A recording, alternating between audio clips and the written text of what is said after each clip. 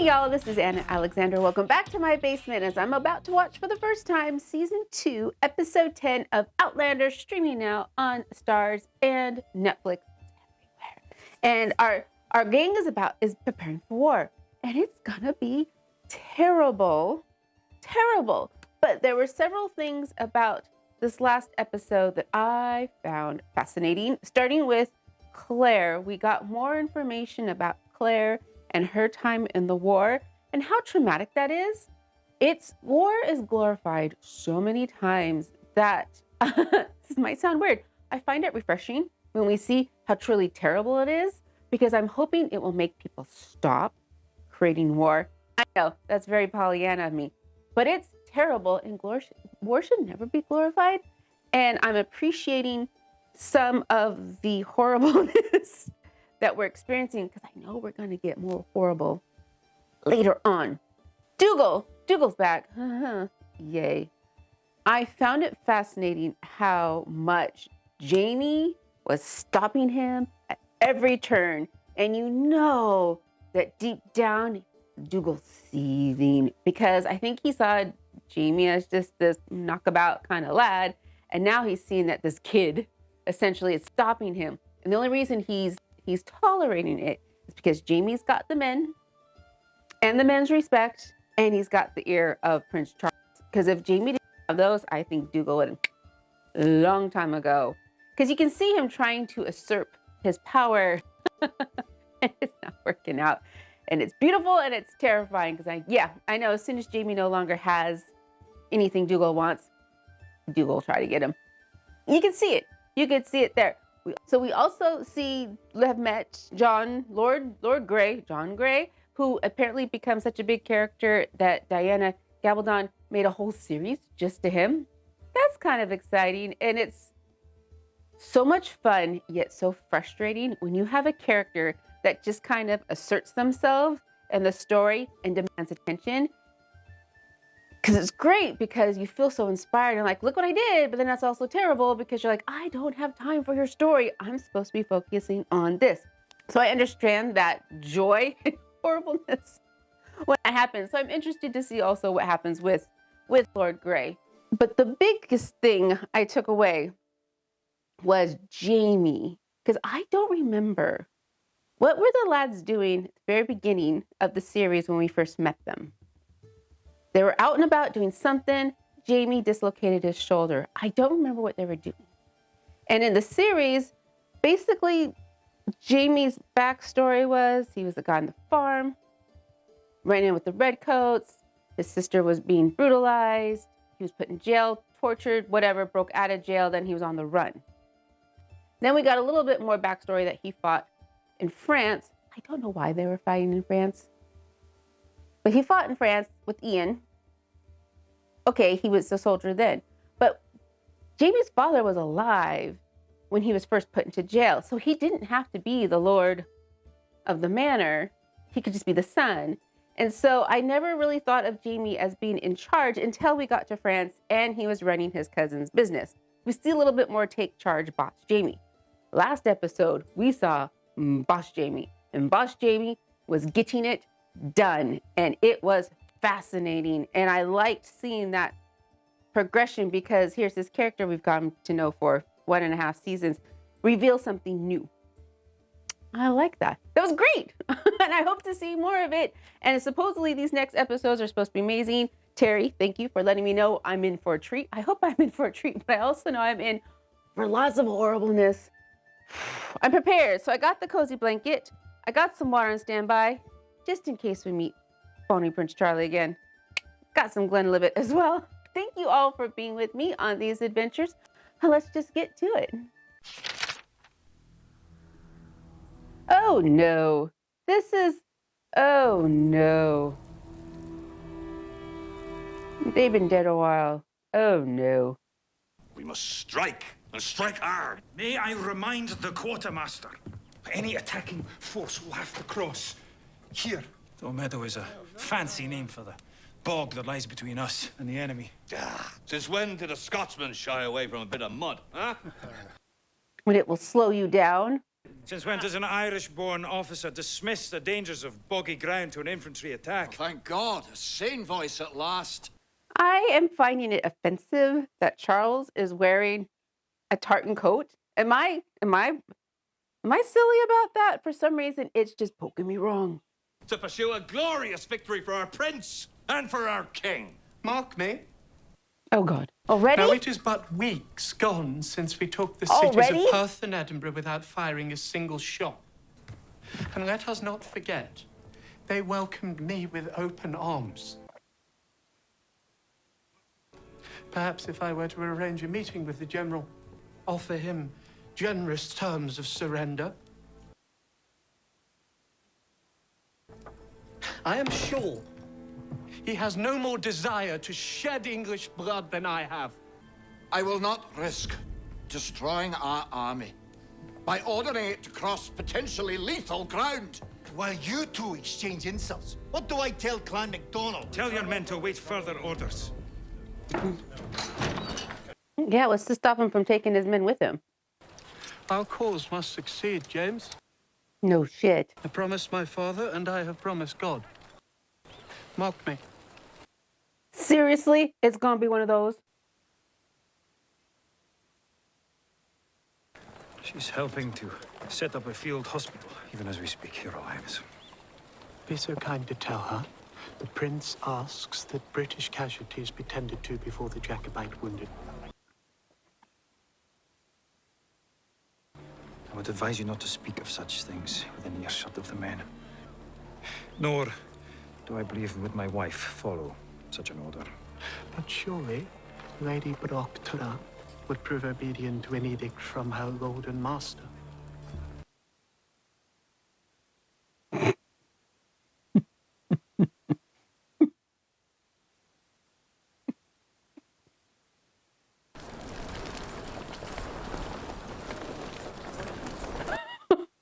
They're just waiting. Got a dirk I see in your hand. See, you're getting on as well as our commanders. Have we orders, Jimmy? Nope. Mm-mm. What is required is a reconnaissance of the marshland that sits between us and the British camp. Oh, there, right there. Oh, that's really close. To undertake such a mission under the very guns of our enemies would be naught but suicide. Oh, Jamie, what are you volunteering them to do? It would be an easy thing to have someone ride out to take a measure of the marshland. Are you volunteering Dougal? Still and all, someone has to risk the doing.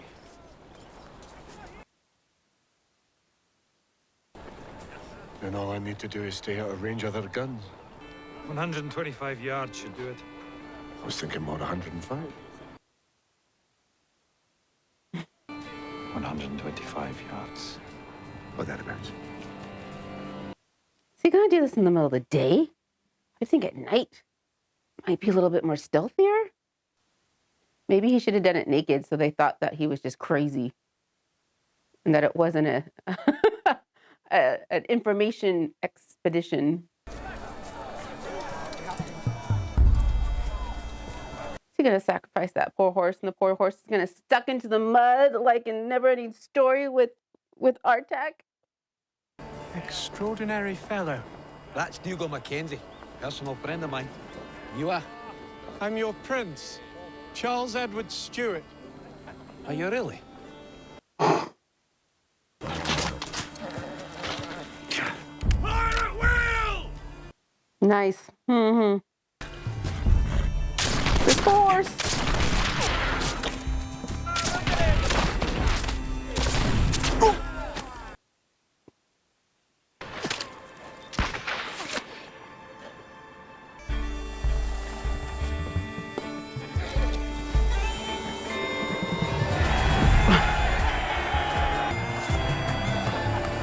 He has no idea what was going on. None. Okay. Mark me. Oh, I don't have. No, I can't. I can't. I can't do another one. We can't get to the British. They can't get to us. We should disengage from the enemy under cover of darkness and return to Edinburgh. Ooh, all the way to Edinburgh. Did you get that looked at? Ah, away.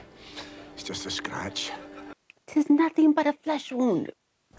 I'm Richard Anderson of Whitborough, madam. You see, I've lived in these parts all my life. There's a way down from the ridge where the Highland troops are. A small hidden trail that will lead them past the bog at the bottom. And we're getting this now? Here, you say. Aye. Or thereabouts. Thereabouts. Unless you ken where to look. And you do. Aye, I do. Do you trust him or not? Fortune drops out of the sky and onto our doorstep. Convenient, is it not? Mm-hmm. Off we go, gentlemen. Now we shall not return unless we bring victory back with us. You're going with him. He's going with him. If I'm to fall in battle, it would ease me greatly to know that you'll watch over Bess and the Croft. And I'll do the same for you if it proves necessary. My Marina and the 6 bairns. I'd wish them on no man. Hey. What's mine is yours. Oh, And yours mine. no. Oh, no. Oh, I fear for them now. I fear for them now. You can have my sword. And my dirk. What are you havering about now? You're not listening to those two. I believe in Scarlet tea as well. Scarlet the Whore? Part-time or full-time barmaid. She's no yours to give, you daft bastard. Do you accept? I do not. Now shut your gab before you bring the devil's ain eye upon us. Tomorrow will be a trying day for us all. They're going to go after them during the daylight. My lord, I request permission to join you in the fight that is to come. There's no one I trust with our safety more than you. Looks like you're going to have to stay. Watch over Jamie. Always. As if that was in question. We will win the day, correct? Just the promise of history. Ooh, you're going to rely on that. Yes. We will win this day. How do you know that, Claire? I think she's full of it. I think she doesn't know. She's just saying that. You know how I roll. Oh, Charlie went with him. Oh. Where's Fergus? Have any of you seen Fergus? Oh, no. Is this the end of Fergus? Oh, no!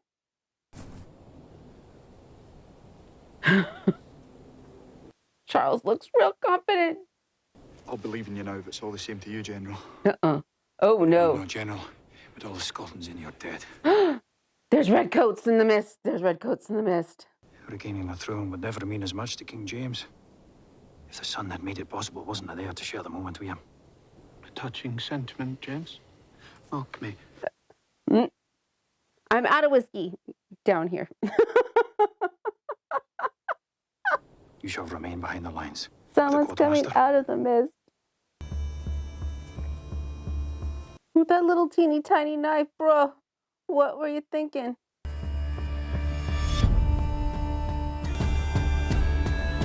Yep, they're there. Dude.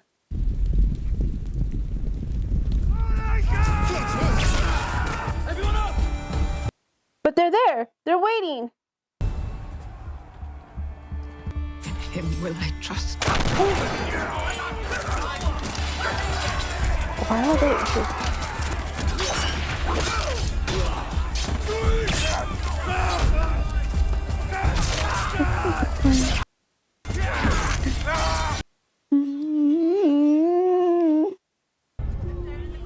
Ooh, we got wounded people already coming back. Ooh. Ross? Oh no. Oh no. I'm sorry. Oh,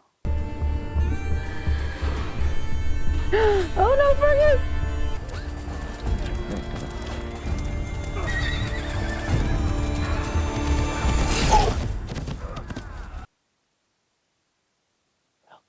Robert. British! The British prisoners are here. Rupert, you need your musters. Rupert.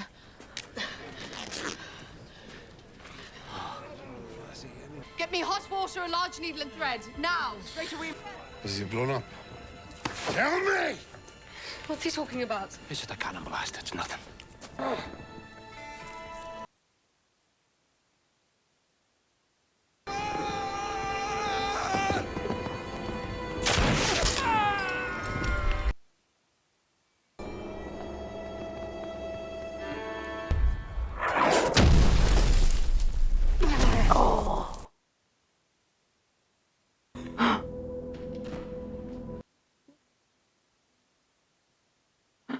Wait, is Angus full of stuff and gonna fall over? And what's happening?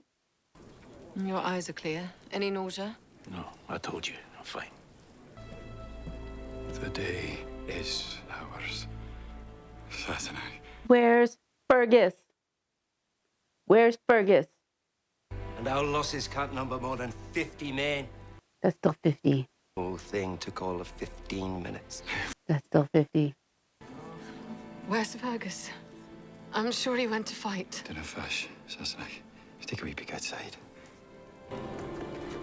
Oh, Lordy, jeez. Oh, Dougal. What are you doing, Dougal?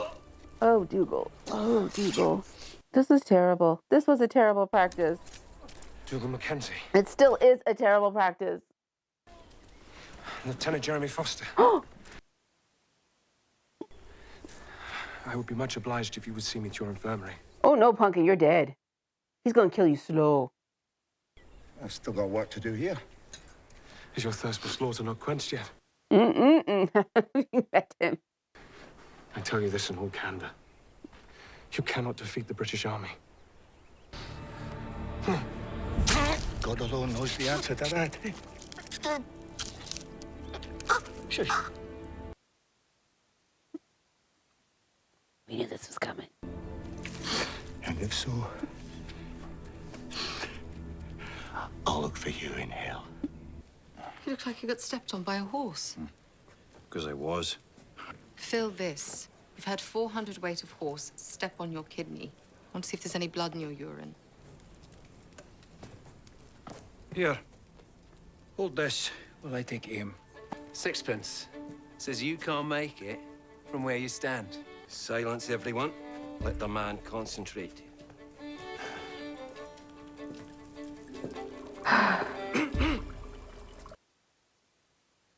Your labors on our behalf are much appreciated. If this victory had been obtained over foreigners, my joy would be complete. But as it is over Englishmen, it brings a damp chill over my heart.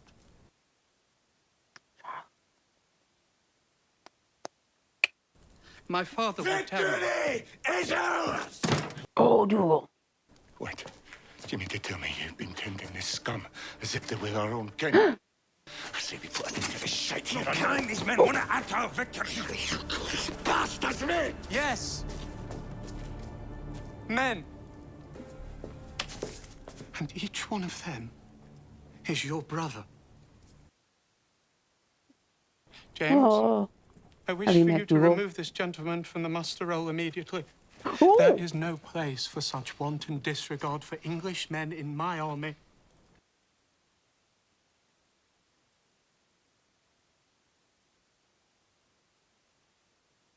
Well, hell. Dougal Mackenzie is a true warrior. What am I to do with such a bloodthirsty barbarian? We promote him.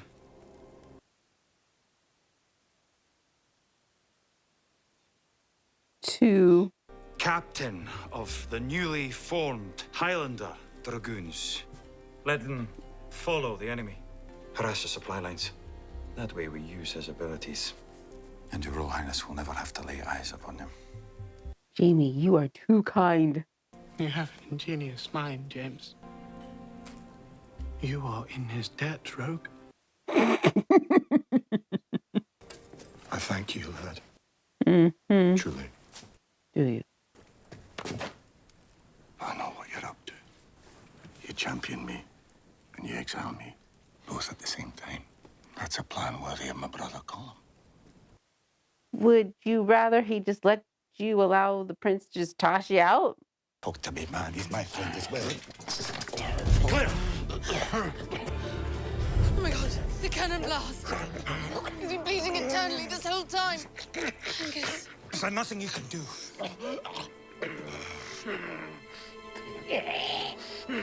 Oh, Angus. Oh, no.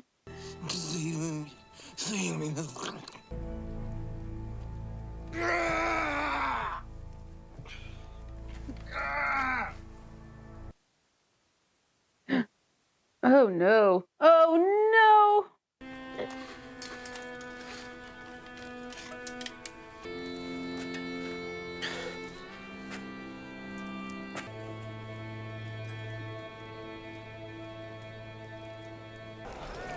I expected the flavor of victory to taste sweeter.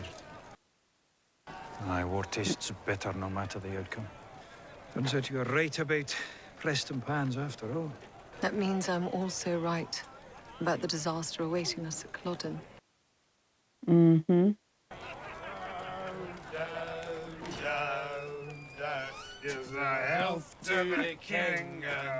You're just making your blood thinner. Oh. Dirt among the dead men, let him lie.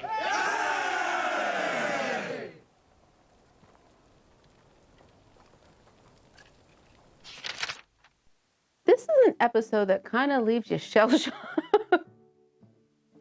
We had this brilliantly shot fight scene that was terrible and mysterious and terrible, like it was supposed to be. And then we had the horrible fallout of the battle afterwards. And oh my gosh, I can't imagine putting enemy soldiers in the same facility with weapons close by and your brain is all addled from pain or whatever else. I would have 2 separate hospitals. That's just me. Now, could they have infrastructure to do 2 separate hospitals? No, but at least 2 separate rooms, a wall, a small door to get them between. I don't know, something, a little added measure of security.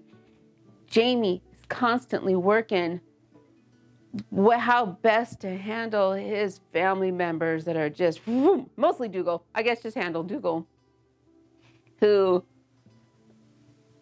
can be out of control. But again, brilliant. Jamie's so smart. And then we've got Charlie, who I get it. He's playing both angles himself when you think about it. He's trying to like butter up the British people and the Scots people, who really, the only ties he has to them is lineage and history. Yeah, that's another layer on top of that. And there was no way I was going to be able to do 4 shots today. No way. Poor Fergus as well. Poor Angus. Poor Angus. Just, ugh. So they've given Dougal a task. How far away from now is Culloden? Because we know that's going to be terrible. And that whole going through and just stabbing everybody who's left, terrible. Terrible. Yeah, I'm shell-shocked. This is going to be one that's going to take me a while to process everything. Because I can't go, was it well done? Yes, it was terrible. Do I want to see it again? No, not really. I'm good. I'm good. So there we are. But this is really great example of fiction showing us history when it's done well. When it's done well, and hopefully we don't repeat ourselves, but we're still repeating ourselves. Anywho, there we go. Episode 10 is done. Just a couple more left of the season. Horrible things to come, and I want you there with me when those horrible things happen, because it makes it so much worth sitting through it. So I do hope that you've hit subscribe so you know when I drop the next episode, which will hopefully sometime sooner rather than later. And I also hope that you've had your 5 seconds of joy. You have stretched your body. You have eaten something. Take care of yourself and then come back and see me. So until next time, y'all.